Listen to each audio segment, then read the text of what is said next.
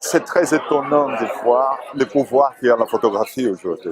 On ne pourrait jamais imaginer que la photo pourrait être représentée dans des centaines de galeries partout au monde. J'ai continué à travailler avec les magazines que j'ai toujours travaillé dans ma vie.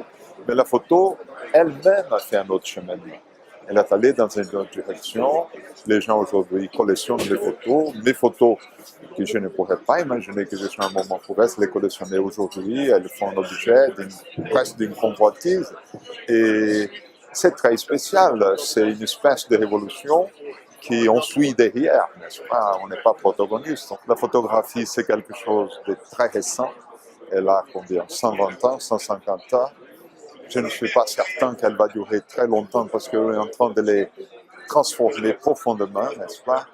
Mais ceux qui ont été photographes, ils ont été des êtres très privilégiés parce qu'ils ont pu, avec leur culture, avec leur idéologie, à la fin avec leur héritage, une fraction de seconde, représenter une réalité à leur façon. C'est quelque chose d'un pouvoir immense.